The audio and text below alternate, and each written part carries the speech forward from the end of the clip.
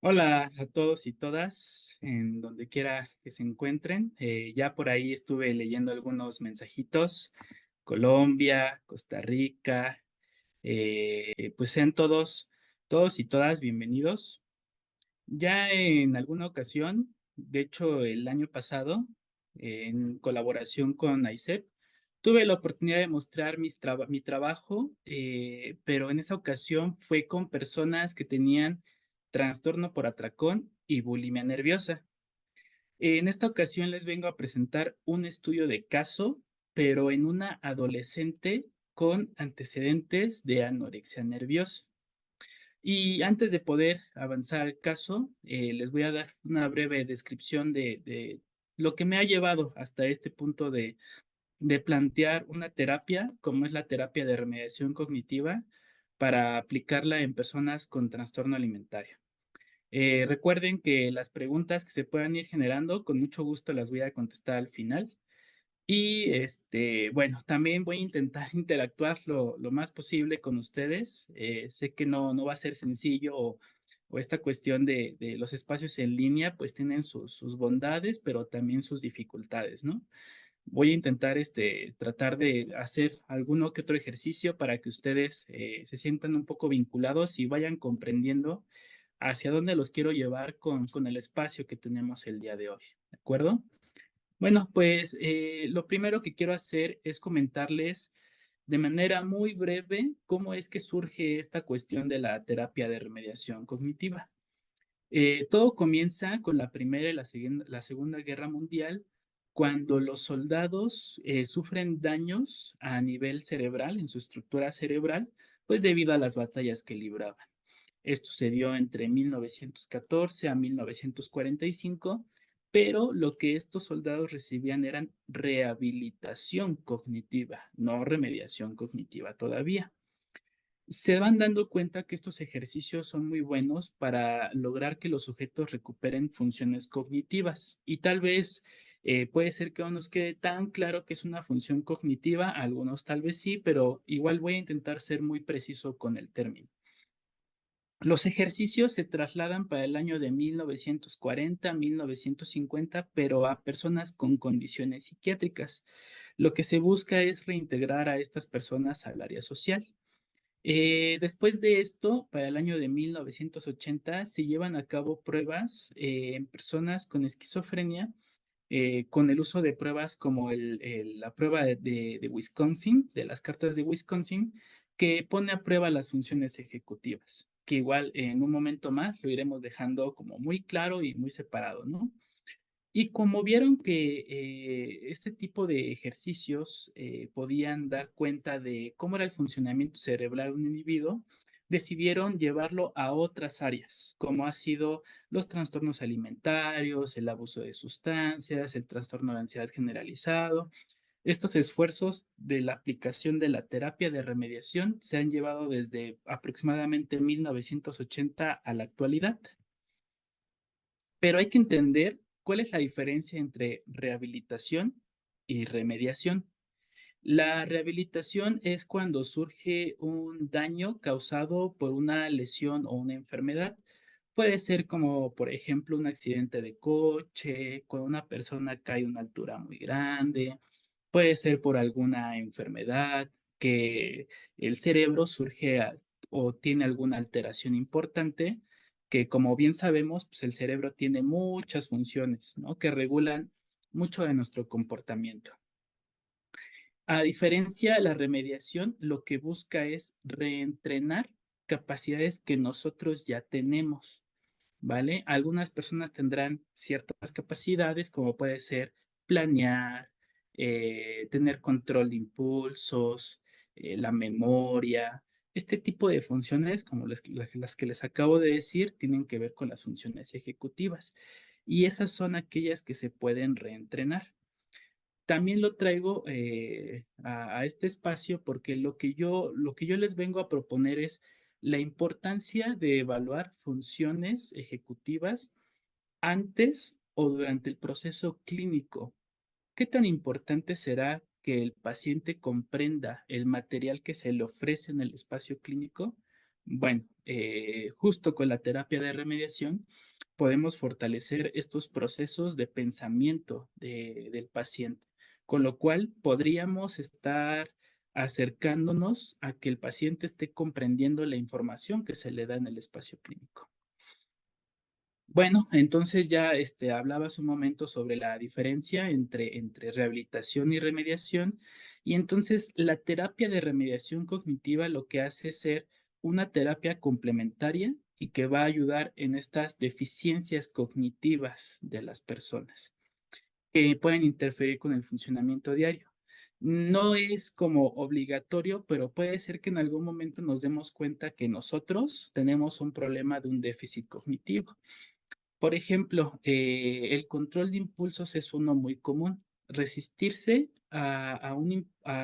sí, a un impulso que se dé de manera inmediata, como por ejemplo enojarse o gritar o salir corriendo de algún lugar. Eh, este tipo de funciones que son muy comunes en nosotros, o la capacidad de planear. Puede ser que no se nos dé muy bien planear y no por eso estemos mal. Pero, ¿qué pasará en nuestra vida cotidiana? O sea, tener la capacidad o no de planear podría ser complejo, podría complejizar nuestra vida cotidiana. Y además de eso, ¿cómo se vería reflejado este tipo de funciones en el espacio clínico? Voy a puntualizar respecto a lo que es un proceso cognitivo y tendría que ver con la capacidad de los sujetos de captar o tener la idea de una cosa, llegar a saber de su naturaleza, cualidades y relaciones inmediatas. Y tenemos dividido a los procesos cognitivos en básicos o superiores. Del lado de los básicos tenemos sensación, percepción, atención y memoria. Y en los superiores tenemos al pensamiento, al lenguaje y a la inteligencia. Las funciones ejecutivas se han reconocido como procesos cognitivos superiores, y entrenarlos nos permite de nuevo captar o tener la idea de una cosa, pero en un sentido a nivel social. Y ahorita vamos a llegar como a ese punto, ¿no? Ahorita hace un momento vi que alguien había como levantado la mano, pero tengo entendido que las participaciones son al final. Con mucho gusto responderé cualquier pregunta que surja al final de la sesión, ¿de acuerdo? Bien, entonces vamos a hacer un pequeño ejercicio. Quería ponerlo en este momento. En su pantalla pueden ver que tenemos unas palabras, y de hecho este ejercicio lo realicé la sesión del año pasado y vamos a ver qué tanto han mejorado, ¿de acuerdo? En su pantalla tenemos un abecedario, ¿vale? Va de la A la Z. Vamos a intentar hacer un ordenamiento alfabético de palabras. Y en un momento más les explicaré qué sentido tiene este tipo de ejercicios que se vinculan mucho con la terapia de remediación cognitiva, ¿de acuerdo? Entonces vamos a ver el abecedario. Tal vez muchos tengan como facilidad para tenerlo a la mano. Para el ejercicio les voy a pedir que no vean ninguno, por favor, y que traten de irme siguiendo, ¿vale? Otra cosa es que no usen los dedos al momento de hacer el ejercicio y ahorita me entenderán. Les voy a mostrar una serie de palabras que no tienen un orden alfabético. Lo que yo voy a pedirles es que una vez que les diga las palabras, ustedes intenten recordar esas palabras, pero en orden alfabético. ¿De acuerdo? Vamos a ver cómo les va. Vamos a ver cuántos pueden. ¿De acuerdo? Entonces, ahí vamos. A la una, a las dos y a las tres. Las palabras son paladar, carretera, ordenar y farol. Ok, les doy un momento. No usen los dedos. Traten de hacerlo todo de memoria. Muy bien. Entonces vamos a ver cuál es la respuesta correcta. ¿De acuerdo? La respuesta correcta es carretera, farol, ordenar, paladar. ¿Cuántos lo hicieron bien? Ahí me comentan en el chat a cuánto les salió bien. Vamos a poner una un poquito más difícil. ¿De acuerdo? Vamos a ver cómo les va. Ok, ¿están listos? ¿Listas? Voy a la cuenta de tres. Una, dos, tres.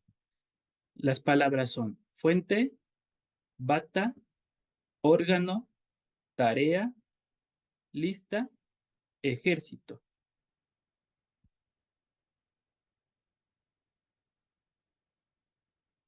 Ok, voy a dar un momento más.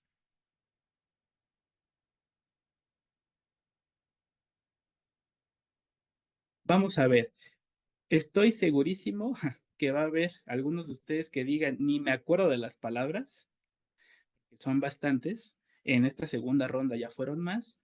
Y estoy también casi seguro que alguno de ustedes integró palabras que no habían. Vamos a ver cuál es la respuesta correcta. La respuesta correcta es bata, ejército, fuente, lista, órgano, tarea.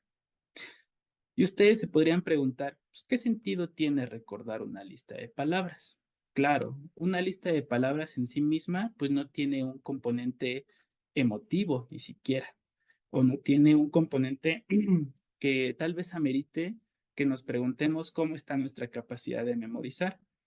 Pero ahora imaginemos que le pedimos a nuestro paciente en el espacio clínico que recuerde los eventos que pasaron en su vida, que trate de ordenarlos y que nos los diga de tal forma que pueda entenderse. ¿Tendrá la capacidad la persona de poder estructurar el pensamiento y decirles lo que pasó? Recordemos que también lo que nos vaya a comentar el paciente tiene una carga emocional importante. No les estoy diciendo que no confiemos en lo que el paciente nos está diciendo. Más bien lo que quiero proponer en este espacio es, ¿qué pasa cuando el funcionamiento cuando las funciones ejecutivas de un sujeto o estas capacidades innatas de los individuos no se encuentran en un estado que les permita expresar o manejar la información que es necesaria para entender un caso? Este tipo de tareas, como el que les puse, el ordenamiento alfabético de palabras, es una tarea libre de carga emocional. Entonces, hay que tomar en cuenta que cuando alguien lleva a cabo un proceso cognitivo, hay cierta carga emocional importante, que no necesariamente interfiere con la información que nos presenta un paciente, pero que sí estará ahí presente y que no lo podemos quitar. No podemos hacer que el sujeto solo nos dé información. Esa información trae consigo carga emocional. Ahora, ¿cuál va a ser la calidad del recuerdo? O sea, la calidad del recuerdo que el sujeto nos da respecto a un evento puede variar. ¿Cómo el paciente reporta los acontecimientos? ¿Logra tener estructura? ¿No logra tener estructura?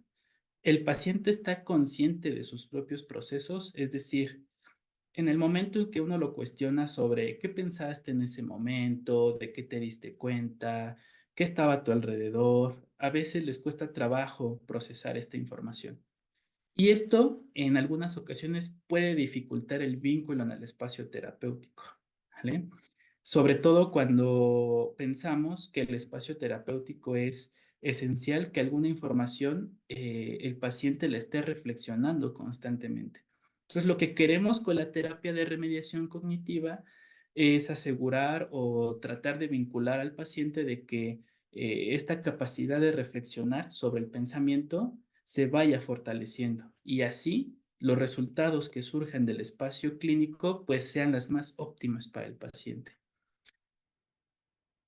En este caso ya hablamos de que es un déficit cognitivo. Se verá presente en el paciente que tendrá dificultades en las capacidades para recordar, aprender cosas nuevas, concentrarse o tomar decisiones. Muchas veces el espacio clínico toma un perfil de un espacio psicoeducativo. Hay que reenseñar a las personas a hacer algunas cosas, pero comprenderán esta capacidad o esta información que les estamos dando. Por ello, la terapia de remediación se ha sugerido como un espacio antes o durante la intervención terapéutica, porque les repito de nuevo, esta intervención es complementaria. Y todas estas dificultades de poder transformar la información se puede ver presente en situaciones de la vida cotidiana, desde qué voy a comer hoy hasta cómo voy a llegar a mi trabajo. Ustedes piensen en las dificultades del día a día, qué tan complejo es a veces tomar alguna decisión o recordar alguna información o reflexionar sobre algún contenido que encuentren en cualquier área de su vida cotidiana, en el trabajo, con su pareja, con su familia, hasta en el espacio terapéutico, comprender alguna información requiere de cierta habilidad cognitiva por parte del terapeuta. Ahora, ¿cómo es que se relaciona el funcionamiento cognitivo con los trastornos mentales? Hay que tomar en cuenta que un trastorno mental también está muy delimitado por una cuestión cultural y de época, y se encuentra acompañado por características de sintomatología, ¿no? Que cumple en función de algún manual que se pueda llegar a utilizar. Lo que queremos de la persona que esté acompañándonos en el espacio clínico es que sea capaz de reintegrarse a su vida social, porque puede ser común que la persona tenga alguna dificultad para retomar su vida cotidiana. Es así que se espera que pueda regresar a su espacio laboral, que pueda relacionarse con otros y consigo mismo, que pueda funcionar de manera independiente y adecuada en la sociedad. Y muchas de estas funciones que les acabo de mencionar hace un momento, o de los espacios, tienen mucho que ver con el funcionamiento cognitivo y con las funciones ejecutivas particularmente, ¿vale? Y es común que cuando una persona tenga una psicopatología pues muy arraigada o que ya sea crónica, dificulta mucho a veces la capacidad de reflexionar sobre cierto contenido. Por ejemplo, personas con consumo de sustancias, personas con un historial largo de depresión o ansiedad. Hay evidencia científica que muestra el daño que puede surgir a partir de pues esta cronicidad que tiene el sujeto. Y no hemos ni siquiera dicho cuando está presente una cuestión biológica. ¿A qué me refiero con esto? Imagínense ustedes un día que no durmieron bien, un día que no comieron bien, un día que están muy preocupados por una situación personal. ¿Su capacidad para percibir su entorno es el adecuado? ¿Qué se dirían ustedes? Imaginen un día que no hayan desayunado.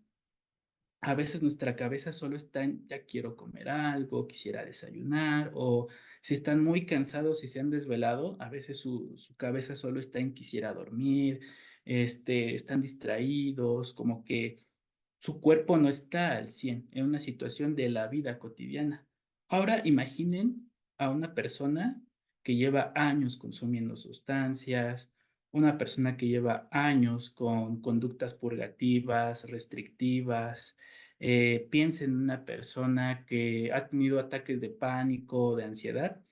Son personas, y luego recordemos qué tipo de personas llegan al espacio clínico, que no quiero decir que sea una ley, pero es común que una persona llegue al espacio clínico cuando ya está desbordada, cuando ya sus recursos personales se han sobrepasado. Aunque es raro, sí pueden llegar personas que quieran como comenzar un seguimiento o quieran conocerse un poco más, pero pueden ser los pocos, pueden ser como los menos. Lo que es más común es que una persona ya llegue con ciertos antecedentes. Y luego a eso súmenle si tiene alguna enfermedad crónico-degenerativa, diabetes, hipertensión, problemas hormonales, que también se ha mostrado evidencia de que dificulta el procesamiento cognitivo. ¿Vale? Entonces, ¿qué es lo que normalmente o qué es lo que se suele ver en los espacios clínicos?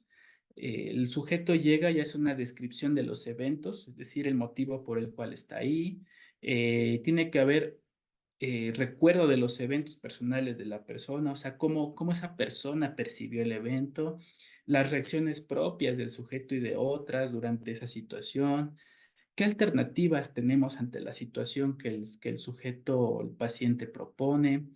Hay muchos trabajos introspectivos, ¿no? Como, ¿qué pensabas en ese momento? ¿Cuál fue tu idea para solucionar la situación? ¿Por qué crees que llegaste hasta ese punto? Entonces, este tipo de preguntas piden que uno tenga la capacidad de reflexionar sobre el propio contenido mental. Y de nuevo, ustedes de manera personal reflexionen sobre su propia capacidad de ser introspectivos o recordar la información. Es probable que algunos no recuerden cosas de manera fidedigna y eso cae en el espacio clínico. Y lo que queremos de nuevo con la terapia de remediación cognitiva es fortalecer estas capacidades de los sujetos. Algo sobre todo que también es interesante e importante es que en el espacio clínico se genera un plan de trabajo. Es decir, ¿qué vamos a hacer para recuperarte y llevarte a un estado de salud pues adecuado, o saludable o por lo menos que no sea maladaptativo? Entonces, el sujeto o el paciente o el cliente tendría que entender hacia dónde el terapeuta o la terapeuta lo quiere llevar. Y eso tendría que ver con cómo comprende el contenido de la intervención. Es así que las funciones ejecutivas se han podido observar como aquellas que supervisan, nos regulan y nos reajustan para la vida social. Eso es muy importante, les tiene que quedar así, nos tiene que quedar como muy claro, ¿no? Estas funciones cognitivas nos permiten lidiar con otros o lidiar con nuestro entorno de manera óptima, aunque no sea lo que nosotros querramos. Es decir, tal vez ustedes han visto las personas que van manejando en su coche y que un segundo antes de que cambie el semáforo, toca la bocina, ¿no? Pero a pesar de que haya cambiado el semáforo, siguen tocando la bocina, ¿no? O personas que están en las filas de los supermercados, de las tiendas, que si parece que alguien se va a cruzar, inmediatamente lo confronta, ¿no? De una manera agresiva.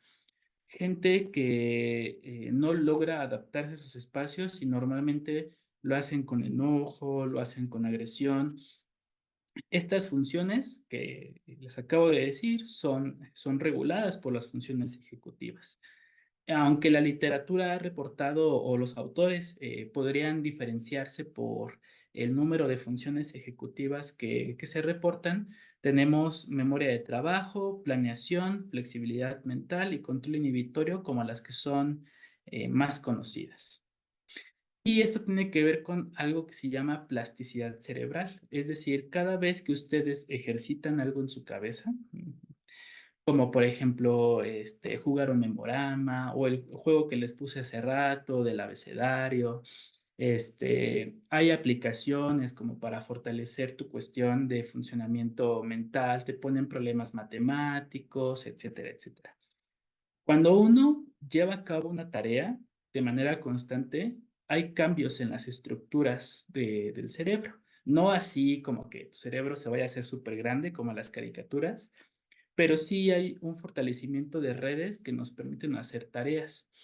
Conforme vamos repitiendo tareas, vamos siendo capaces de mejorar en otros aspectos o en muchos aspectos. Les dejo como antecedente, por si quieren revisarlo, los estudios de plasticidad cerebral de la doctora Lambert. Ella, por ejemplo, puso a dos grupos de ratitas.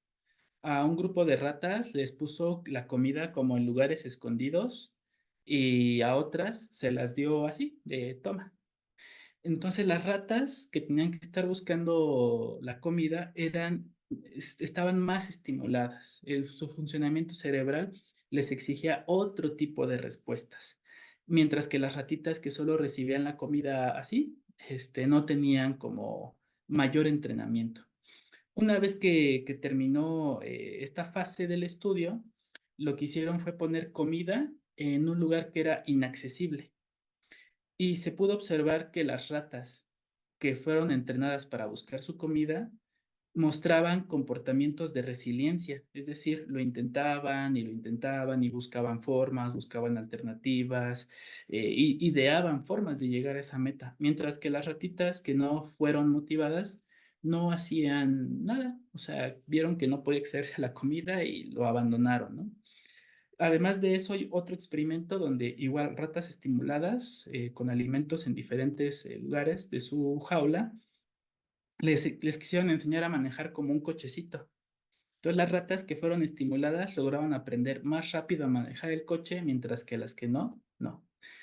Esto nos puede dar una idea o nos puede abrir un espacio de que el funcionamiento cerebral, al verse estimulado, se fortalece y se preserva. Tomemos en cuenta que conforme vamos avanzando en nuestras etapas del desarrollo, pues este funcionamiento cerebral pues va decayendo por una función natural. Como seres celulares vamos hacia la degradación, eso es entendible. Y de manera breve les voy a hablar sobre la neuroanatomía de los lóbulos frontales, como para que entendamos de qué parte del cerebro estamos hablando, ¿no? Esto que les muestro aquí, pues es una imagen del cerebro y estamos viendo tanto la parte cortical como subcortical. Yendo de lo general o particular, sin irnos tan a lo particular porque podría ser para un tema completo hablar sobre neuroanatomía, solo quiero decirles así como hasta dónde podemos llegar con esta explicación. Lo primero que tenemos en la cabeza son las meninges, que son capas internas en el cerebro. La imagen que ustedes están viendo es como referencia, pues el cuero cabelludo, del cuero cabelludo el cráneo, del cráneo, cuando accedemos a la bóveda, que es el espacio donde está el cerebro en la cabeza, vamos a encontrar capas que están cubriendo al cerebro. Estas capas pues son para protegerlos y tenemos tres capas en particular, que es la pía madre, las aracnoides y la dura madre. Ajá, siendo la dura madre la capa externa más gruesa. ¿Sí? Y cuando ya tenemos ahí al cerebro, vamos a ver que el cerebro está dividido por lóbulos. Ajá. Y tal vez ya lo vimos en la escuela, tenemos como conocimiento de estos mismos. Tenemos 4 lóbulos cerebrales que se encuentran en ambos hemisferios, porque tenemos hemisferio izquierdo y hemisferio derecho.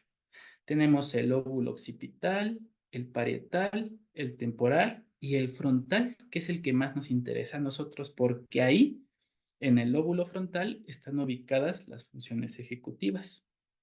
Pero ahora, para entender esta cuestión del lóbulo frontal, se han hecho divisiones, porque cuando hagan de cuenta que se empieza a rastrear como la actividad eléctrica del cerebro, se ha podido ver que tareas como las que les puse yo hace rato del ordenamiento alfabético de palabras, la actividad cerebral que prepondera es ahí. No quiere decir que toda la actividad cerebral se dé ahí, porque como estamos observando las palabras, también se puede activar el lóbulo occipital, ya sea vinculado con el lóbulo parietal o el temporal, ¿vale? Bueno, pero entonces lo que nos interesa es el lóbulo frontal en esta ocasión. Y un antecedente súper interesante que vamos a encontrar en este espacio es cómo se dieron cuenta que el lóbulo frontal regulaba la vida social de las personas. Hay una historia de Phineas Gage, que es la persona que estamos viendo aquí en la presentación. Él era un trabajador que era encargado de construir vías férreas. Entonces, cuando habían caminos irregulares, lo que hacían eran poner como bombas para que el camino quedara un poquito más plano. En una de esas pusieron una bomba y explotó y le atravesó el rostro. Cuando le atravesó el rostro, le destruyó parte del lóbulo frontal. Cuando lo llevaron al médico, pues el médico se quedó asombrado porque ver a una persona con una barra de metal en la cara y que siga viva, pues sin duda debe de ser asombroso. Una vez que lo curó y lo dejó irse, tiempo después lo buscó para pues saber cómo continuaba, porque era raro ver a alguien en ese momento como en esa condición. Cuando preguntó por Phineas, se dio cuenta que cambió por completo.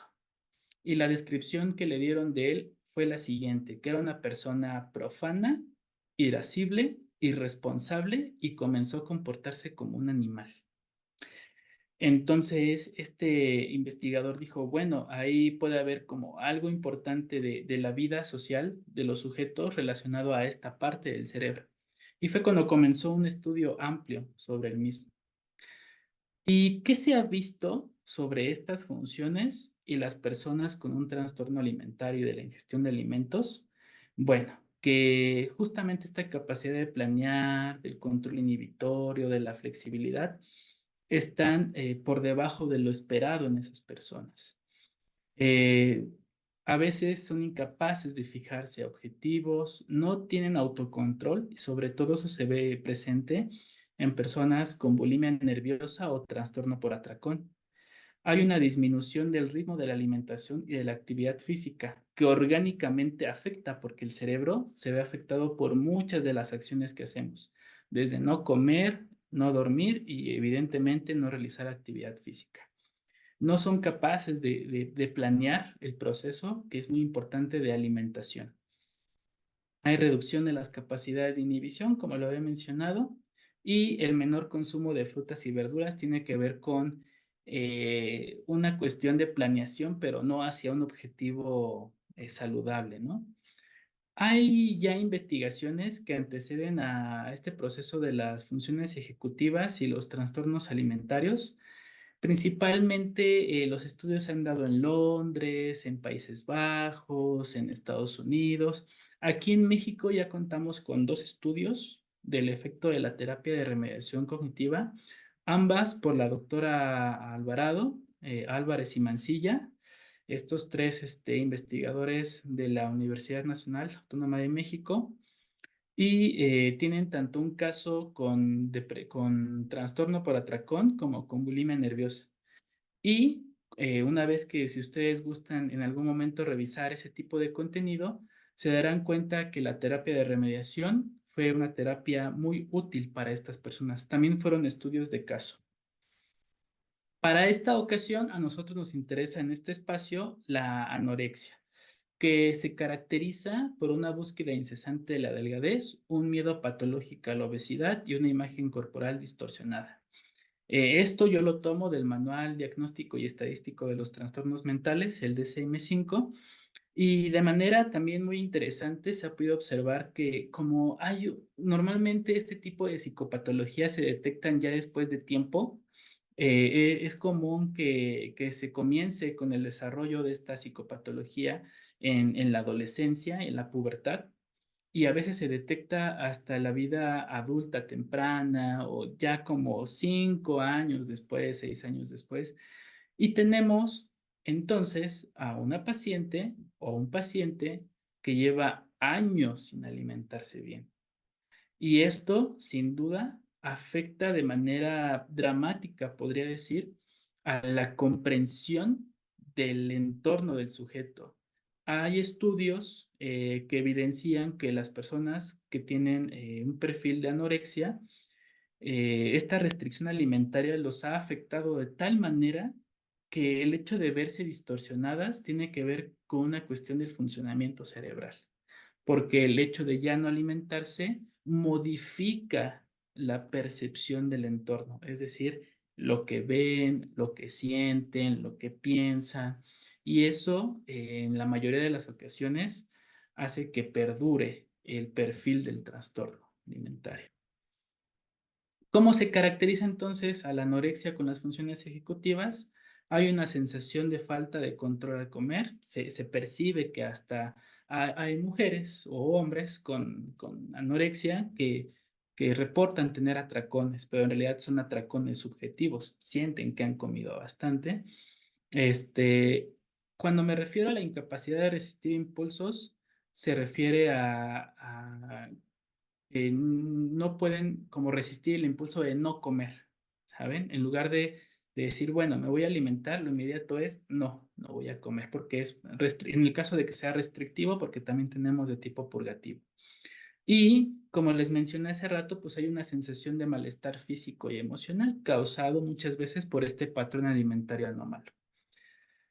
Es así que puede presentarse cierta impulsividad hacia no detenerse en el momento de la alimentación, ¿no? O en algunas ocasiones también de la actividad física, como es en el caso de la paciente de la que les voy a hablar el día de hoy. Bien, entonces ya se ha hecho una exploración amplia sobre cómo las funciones ejecutivas se ven afectadas en personas con un trastorno alimentario. En este caso, con anorexia nerviosa, Las pacientes muestran una dificultad en la capacidad de abstracción, solucionar problemas, memoria de trabajo, respuesta de inhibición, rigidez cognitiva, es decir, una serie de características cognitivas que dificultan el tratamiento clínico. Es por eso que la terapia de remediación cognitiva surge como un esfuerzo para mejorar el pronóstico del espacio clínico para estas personas. El primer estudio que se realizó respecto a esto se fue en Londres con la doctora Chanturia, con la doctora Davis, y fue en el año 2005. Desde el 2005 a la fecha, estos estudios han estado surgiendo, han estado mostrando resultados prometedores. Sin embargo, aún le falta solidez, es decir, faltan más estudios que reflejen la eficacia del tratamiento. En general, la respuesta es muy buena, pero tomemos en cuenta que del 2019, 2020 a la fecha, la cuestión de la pandemia nos invita a ver con diferentes ojos la situación con la que las personas viven algunas condiciones. Se ha hecho una revisión sobre lo que ha implicado la terapia de remediación cognitiva en las personas con un trastorno alimentario y se ha encontrado que ha sido muy buena, que los pacientes han logrado un vínculo terapéutico. En esta terapia de remediación no se incluyen temáticas como ansiedad, depresión o la misma cuestión alimentaria.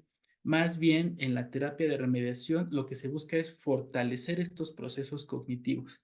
Por eso los pacientes lo encuentran como un lugar cómodo para poder estar trabajando con el terapeuta.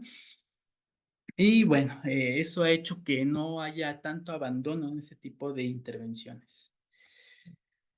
Para el caso del presente estudio de caso que les voy a mostrar, se utilizó el manual de la terapia de remediación cognitiva de la doctora Kate Chanturia, que les mostré hace un momento. Como fue una intervención individual, fueron un total de 10 sesiones. Cuando son intervenciones grupales, se aplican 6 sesiones. Se recomienda a partir del manual que sean de 1 a 2 sesiones a la semana. Cada sesión dura de 45 a 60 minutos y hay un total de 16 ejercicios, los cuales se van repartiendo durante la intervención.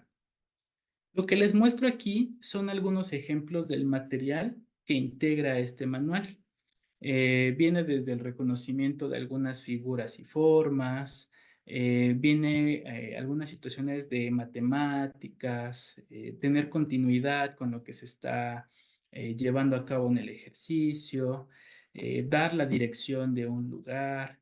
El que se ve como unas figuras funciona como una especie de control inhibitorio, como si fuera un strup, que es cuando ven que hay una palabra con otro color, por ejemplo, verde de color rojo, ¿no? Así funciona ese ejercicio de ahí.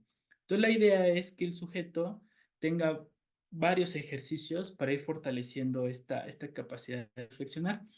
Pero eso no es todo. Una vez que se termina con el ejercicio, este tipo de intervención tiene un modelo ecológico. ¿Qué quiere decir esto?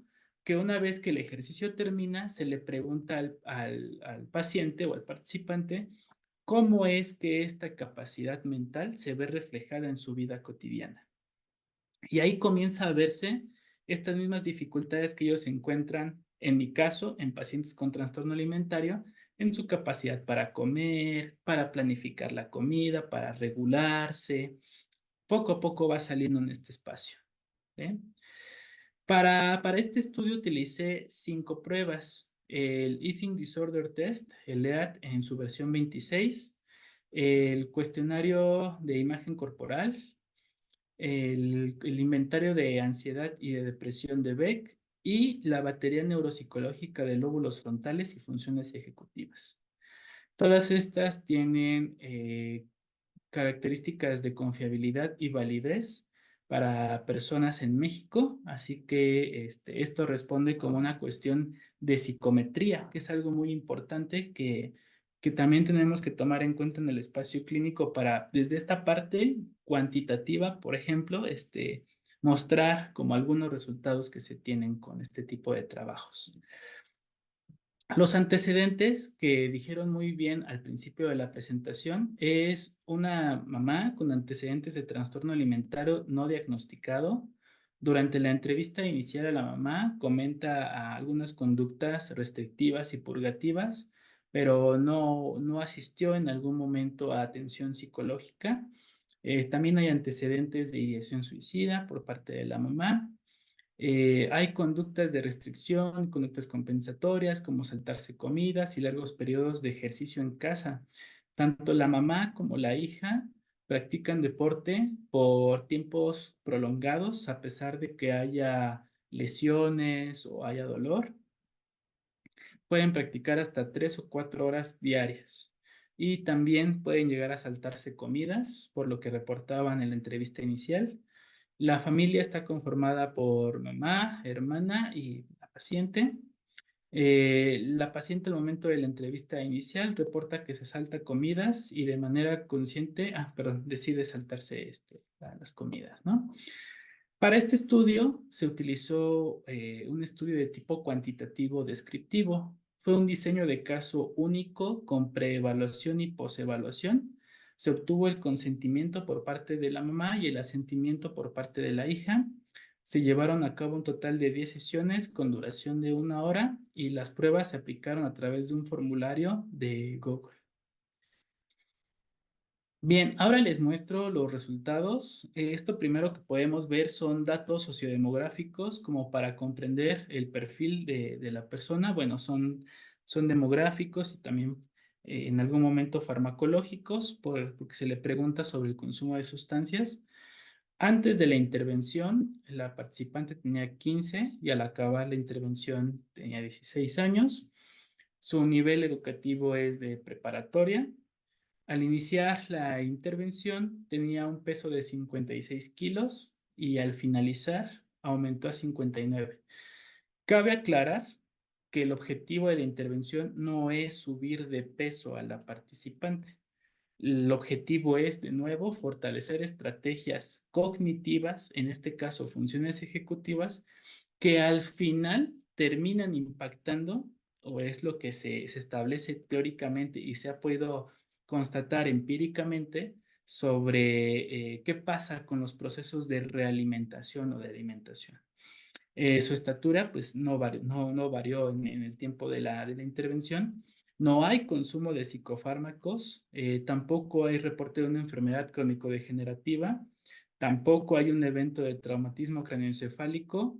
Y bueno, esto es para hacerles ver que alguna respuesta o resultado que pueda variar no pueda explicarse tal vez por un antecedente de algún daño, como algún golpe, porque entonces ahí limitaría el alcance de la intervención.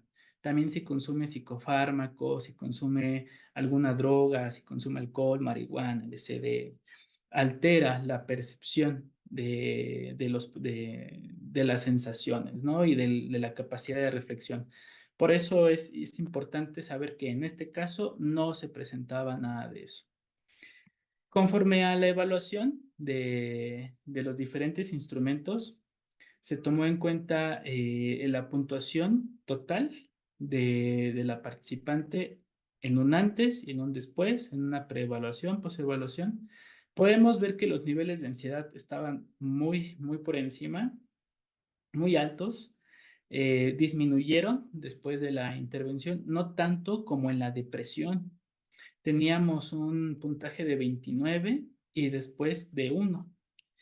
En el caso del EAT 26, en el de la sintomatología alimentaria, el promedio de todas las respuestas del total de este cuestionario pasó de 3,65 a 2,12, lo que nos estaría indicando que hay una disminución de la presencia de este malestar o de estas conductas alimentarias anómalas.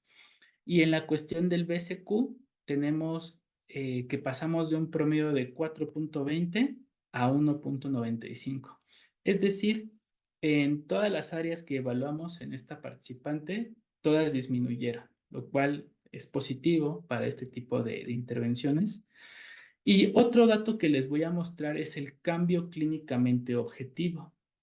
Esto se calcula a través del puntaje al inicio del estudio, el puntaje al final del estudio, y esto nos va a dar un porcentaje de cambio. Nosotros esperamos que este porcentaje de cambio sea mayor al 20%.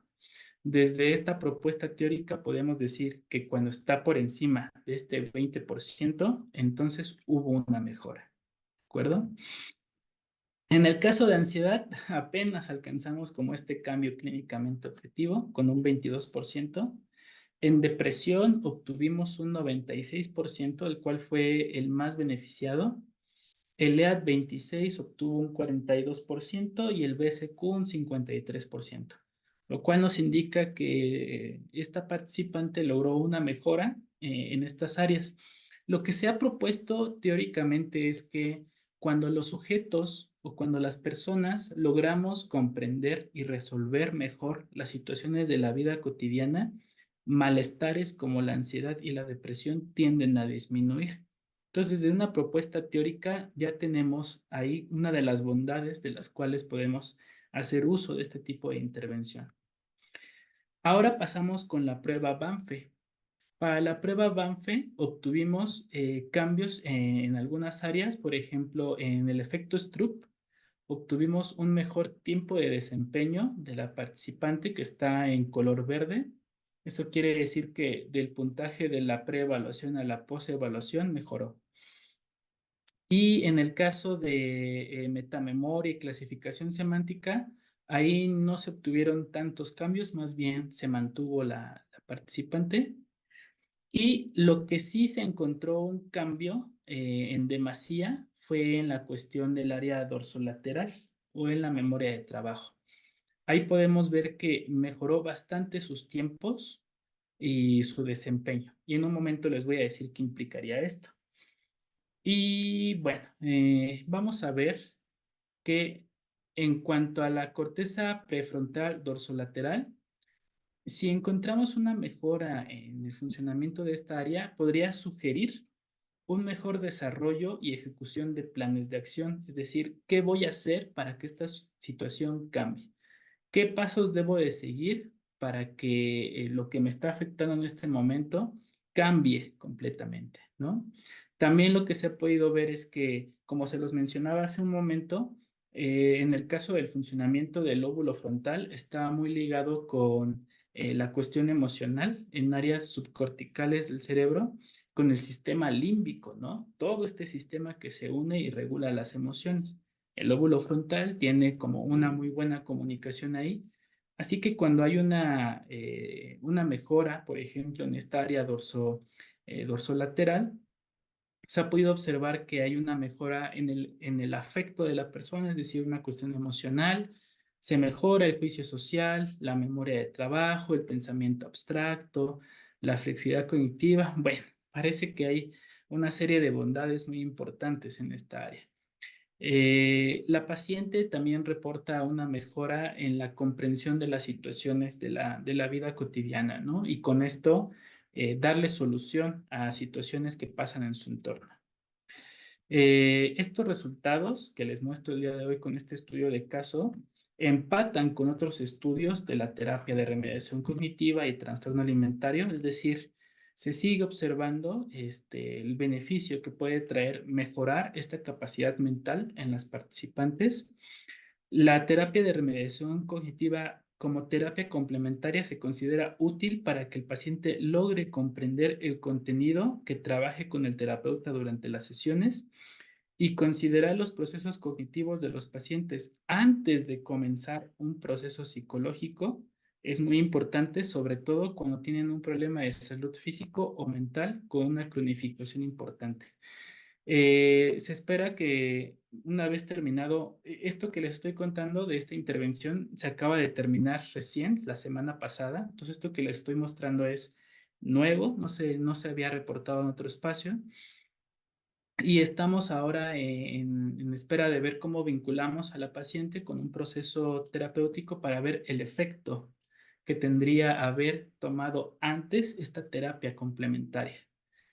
Les comparto ahí la bibliografía que se puede revisar ya una vez que tengamos el video en línea. Y pues les agradezco mucho el espacio. Espero haberles abonado algo el día de hoy. Espero no haberlos revuelto. Y ahora sí, estoy listo para sus preguntas.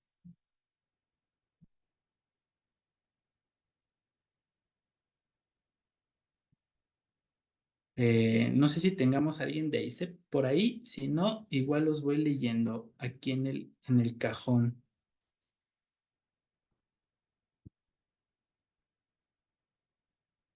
Carla, la Banfe es una batería que consiste en muchas pruebas. Por ejemplo, tiene el efecto Stroop, tiene resta consecutiva, suma consecutiva, tiene ordenamiento alfabético de palabras, torre de Hanoi, juego de cartas. Entonces, la batería es amplia y evalúa diferentes aspectos. Son 15 tareas en total las que se hacen o 15 pruebas, por eso se le llama batería.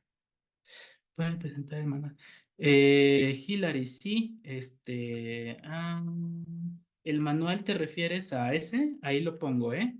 ¿Qué tan eficiente es este tipo de TRC para la bulimia? Javier, tengo que decirte que mi tesis de doctorado fue sobre personas con bulimia nerviosa y trastorno por atracón y obtuvimos muy buenos resultados también. Los pacientes lo recibieron muy bien y lo único que me falta es publicarlo, Javier. Entonces, obtuve buenos resultados y fueron un total de 21 participantes, 7 con bulimia nerviosa y, no, perdón, fueron 19 y 12 con trastorno por atracón.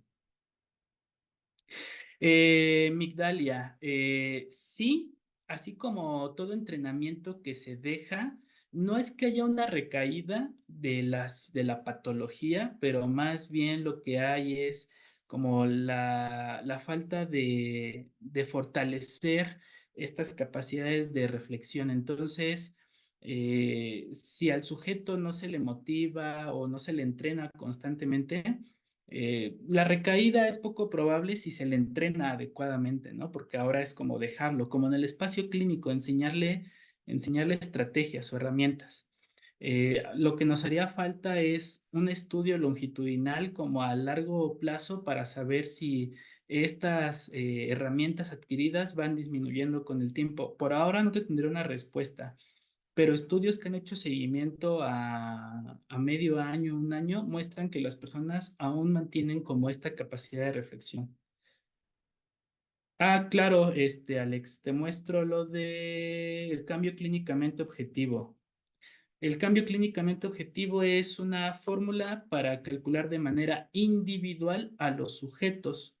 Entonces se toma en cuenta el puntaje inicial menos el puntaje final dividido sobre el puntaje inicial y te da un porcentaje de cambio. Como te mencionaba, es como una regla de tres. La idea es ver como el avance de esta persona, ¿no? Así es, Jimena. De hecho, se ha probado el uso de la terapia de remediación cognitiva en personas con un trastorno por adicciones. ¿Y qué crees? Pues que ha funcionado bien, ¿no? Porque muy bien lo identificaste, el control de impulsos, ¿no? Lo mismo que pasaría con alguien con bulimia nerviosa o trastorno por atracón. Doctor Mario, me comenta sobre la sesión. ¿Me puede decir en qué parte es, por favor? Las sesiones Sol Sander, las sesiones grupales, se les presenta a los participantes material y al igual que el ejercicio, algo parecido que hice como ahorita sobre el ordenamiento alfabético de palabras, lo que se espera es que los sujetos como que logren comprender y comparar las estrategias cognitivas que utilizan para resolver problemas. Entonces los ejercicios son variados y se les ponen a los sujetos cada sesión. En el manual que puse hace un momento es de acceso público, entonces si tú gustas, ahí lo puedes revisar y vienen los ejercicios descritos. Me pregunta Yasmín, ¿se puede extender la terapia de remediación cognitiva para retardar sintomatología de demencia?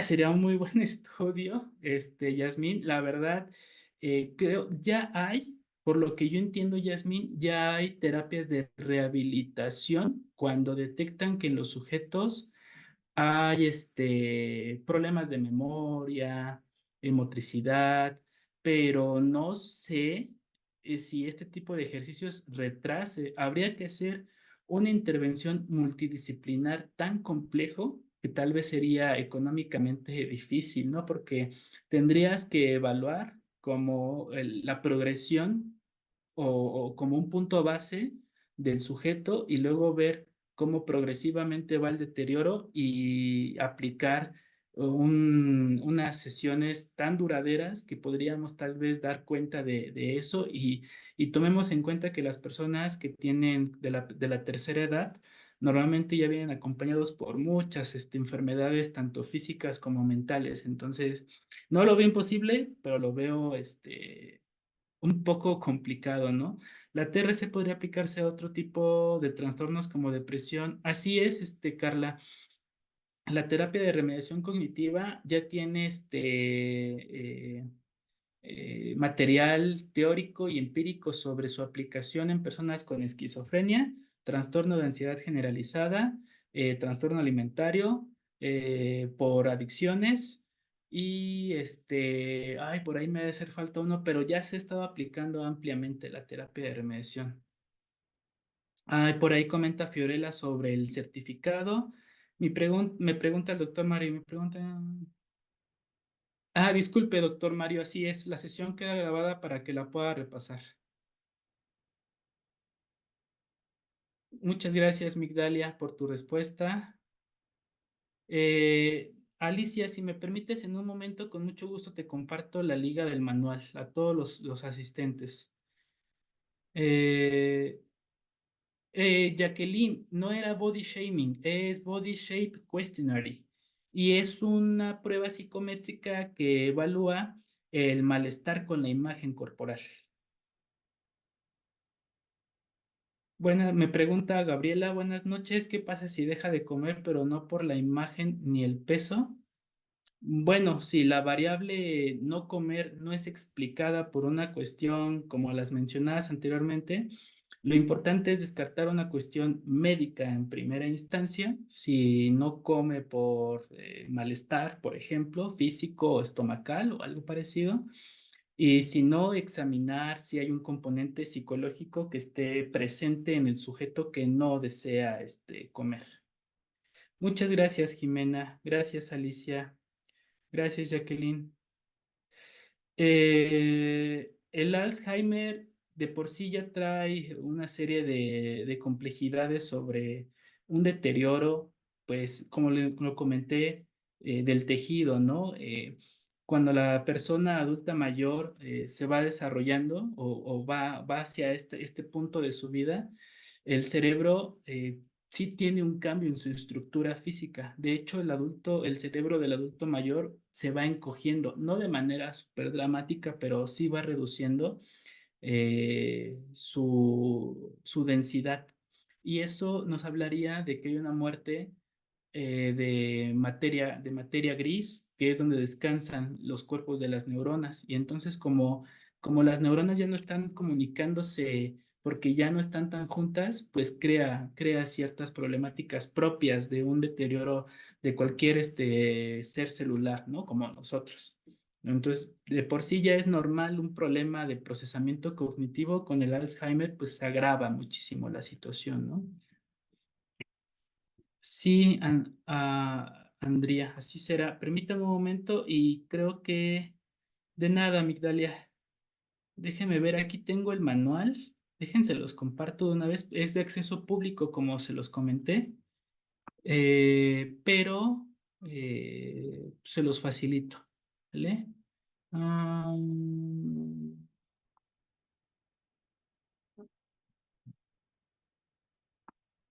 Se los comparto en español para que lo puedan descargar y le puedan dar una revisada. Listo, ahí está en el chat. Muchas gracias, Javier. De hecho, Javier, tengo que comentarte que en jóvenes es muy común la falta de control inhibitorio, porque justo el lóbulo frontal es uno de los últimos lóbulos en madurar. Entonces es normal entender que los jóvenes tienen conductas muy impulsivas como cruzarse la calle sin mirar a los lados, consumo de sustancias, conductas sexuales de riesgo, confrontación con figuras de autoridad. En parte no les echo la culpa, pero también en parte es una cuestión de maduración cerebral. Por eso es común esta palabra como o esta frase de ya madura, ¿no? Pero tiene que ver con el desarrollo neuronal de estos sujetos. Luisa Vega, tengo entendido que esto se sube a la red y después van a poder hacer uso o sea, van a poder volver a revisarla. No las preguntas, creo, pero sí la presentación. Yasmín, depende del tipo de trastorno, verás un perfil neuropsicológico. Te recomiendo que para que amplíes un poco esto, si es que te llama la atención, busques perfil neuropsicológico de los trastornos alimentarios y te darás cuenta que mientras una persona con anorexia es inflexible, una persona con trastorno por atracón no tiene control de impulsos. Entonces sí tienen un perfil diferenciado las personas con un trastorno alimentario. Bueno, pues espero que lo hayas disfrutado mucho. Les agradezco esta ronda de preguntas, no me lo esperaba, pero me agradó bastante haber interactuado con ustedes. Eh, pues a ver si nos volvemos a ver por ahí. Y pues que tengan una bonita tarde, noche o madrugada o como se encuentren en este momento. Y pues bueno, muchas gracias a ISEP también por la invitación. Cuídense mucho, que tengan buen día. ¿Quieres estar al día de todo lo que ocurre en ISEP? Síguenos en las redes sociales y no te pierdas de nada. Actualidad, secciones clínicas, eventos, vida estudiantil y mucho más. Podrás encontrarnos en Facebook, Twitter, LinkedIn, Instagram y YouTube. Conviértete en el protagonista de nuestros perfiles sociales. Cuéntanos cómo está siendo tu experiencia en ISEP. Muéstranos tu día a día, comparte las fotos de tus mejores momentos y recuerda de etiquetarnos o de usar el hashtag experienciaISEP. Así podemos compartir el contenido con el resto. ISEP, un lugar donde las grandes cosas pasan.